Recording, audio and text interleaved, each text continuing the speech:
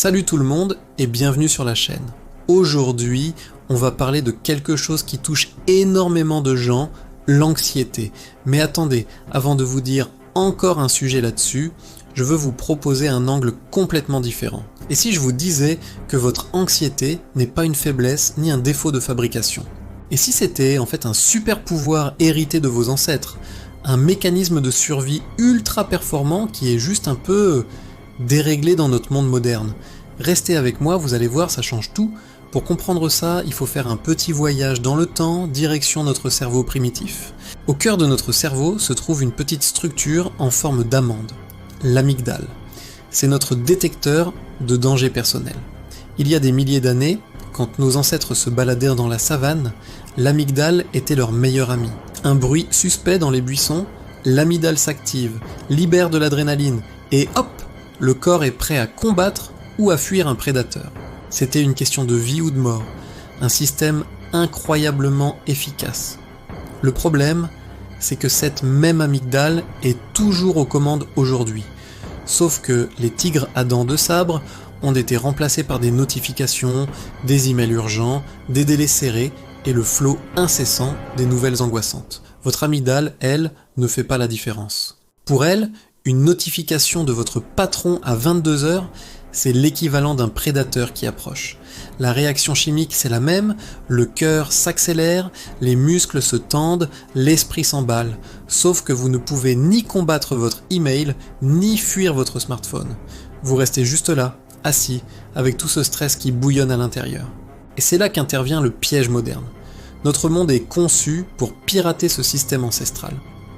Prenez les réseaux sociaux. Chaque like, chaque commentaire, c'est une petite décharge de dopamine, notre hormone de la récompense. Notre cerveau adore ça, il en redemande.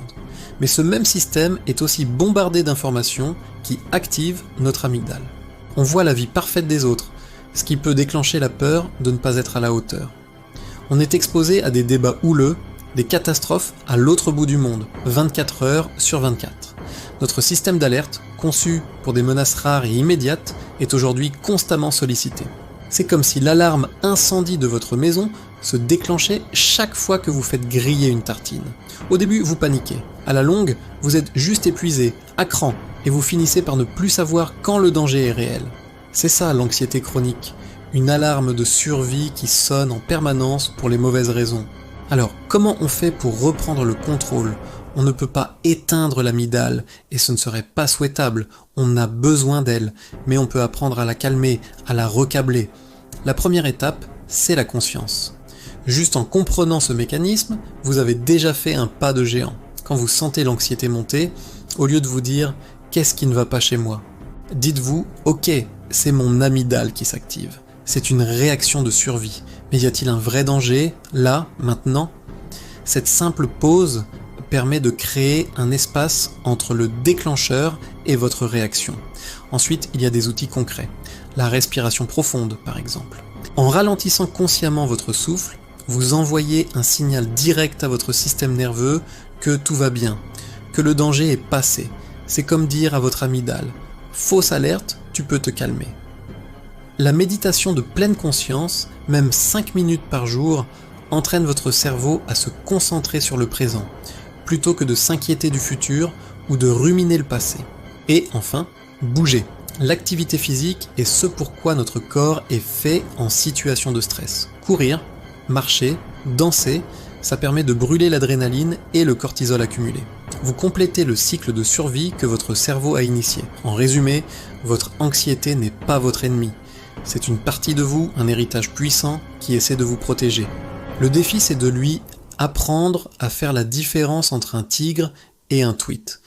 En prenant conscience de ces mécanismes, en utilisant des techniques simples comme la respiration et en vous reconnectant à votre corps, vous pouvez passer du statut de victime de votre anxiété à celui de pilote de votre propre cerveau. C'est un cheminement, ça demande de la pratique, mais c'est incroyablement libérateur. Merci beaucoup d'avoir regardé cette vidéo jusqu'au bout. Si ce sujet vous a parlé, n'hésitez pas à laisser un pouce bleu, ça aide énormément la chaîne. Partagez vos propres astuces pour gérer l'anxiété dans les commentaires, ça peut aider toute la communauté. Et bien sûr, abonnez-vous pour ne pas manquer les prochaines vidéos, prenez soin de vous et à très bientôt